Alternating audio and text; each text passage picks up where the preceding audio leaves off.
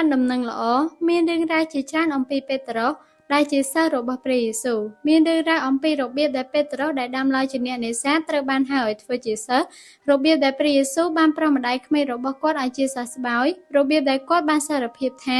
ទ្រង់ជាព្រះគ្រីស្ទជាព្រះរាជបុត្រានៃព្រះដ៏មានព្រះជន្មរស់និងរបៀបដែលព្រះយេស៊ូវបានមានបន្ទូលថាគាត់នឹងតាំងពួកជំនុំលើការសារភាពនេះរបៀបដែលគាត់បានដើរលើទឹករបៀបដែលគាត់បានទៅកន្លែងពិសេសមួយជាមួយព្រះយេស៊ូវរបៀបដែលគាត់បានហូតដាដើម្បីរារាំងមិនឲ្យគេចាប់ព្រះយេស៊ូវនិងរឿងជាច្រើនទៀតនៅពេលអានរឿងទាំងនេះពេត្រុសហាក់ដូចជាមនុស្សម្នាក់ដែលសកម្មភាពរបស់គាត់ខ្លាំងជាងពាក្យសម្ដីប៉ុន្តែតាមពិតទៅពេត្រុសក៏ជាអ្នកដែលបានសួរព្រះយេស៊ូវនៅសំណួរច្រើនជាងគេនិងស្ដាប់ដោយយកចិត្តទុកដាក់បំផុតជាងអ្នកណាទាំងអស់គាត់តែងតែចង់ដឹងចង់ឃើញនិងបានសួរដេញដោលរាល់ពេលដែលព្រះអង្គម្ចាស់បង្រៀនគាត់តែយើងគួរអត់ទោសឲ្យបងប្អូនរបស់យើងប៉ុន្មានដងតើការដើរតាមព្រះយេស៊ូវមានន័យដូចម្ដេច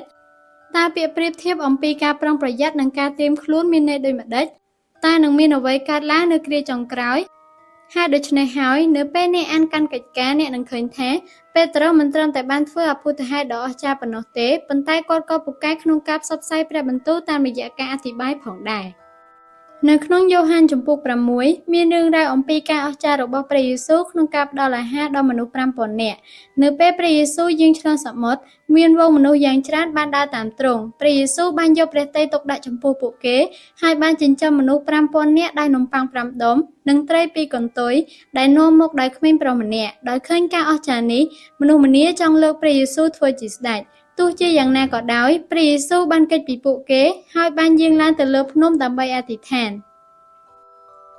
នៅថ្ងៃបន្ទាប់មនុស្សម្នាបានមកជួបព្រះយេស៊ូវម្ដងទៀតព្រះយេស៊ូវមានបន្ទូលទៅកាន់ពួកគេថាខ្ញុំជានំប៉័ងជីវិតខ្ញុំជានំប៉័ងជីវិតមនុស្សម្នាមានការងឿងឆ្ងល់ចំពោះបន្ទូលដ៏ចម្លែករបស់ព្រះយេស៊ូវសូម្បីតែសិស្សដែលធ្លាប់និយាយថាពួកគេនឹងដើរតាមព្រះយេស៊ូវក៏និយាយថាបន្ទូលរបស់ទ្រង់ពិបាកពេកហើយពួកគេមិនអាចយល់បានឡើយបន្ទាប់មកព្រះយេស៊ូវមានបន្ទូលថាគ្មានអ្នកណាអាចនឹងមកឲ្យខ្ញុំបានទេលើកតែព្រះវរបិតាទ្រង់ប្រោសប្រទានឲ្យប៉ុណ្ណោះមនុស្សម្នាកាន់តែងឿងឆ្ងល់ថែមទៀតនៅពេលឮដូច្នេះមនុស្សភាគច្រើនដែលបានមកទីនោះ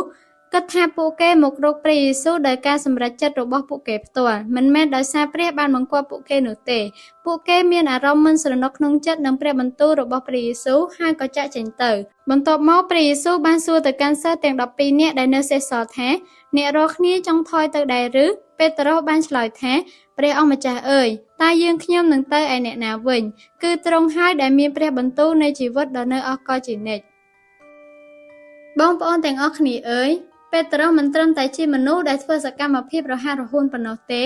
គាត់បានដឹងថាព្រះយេស៊ូវមានព្រះបន្ទូលនៃជីវិតហើយគាត់បានស្ដាប់ដោយយកចិត្តទុកដាក់បំផុតគាត់ធ្លាប់បង្កកំហុសនឹងជំពប់ដួលប៉ុន្តែគាត់បានចងចាំព្រះបន្ទូលរបស់ព្រះយេស៊ូវរួចក៏ត្រឡប់មករកទ្រង់វិញហើយបានក្លាយជាសាវកដែលផ្សព្វផ្សាយអំពីទ្រង់យ៉ាងសកម្មជាងអ្នកណាទាំងអស់ដោយដឹងការដឹកនាំរបស់ព្រះយើងទាំងអស់គ្នាក៏បានមកដល់ចំណុចនេះក្នុងការស្វែងរកព្រះយេស៊ូវ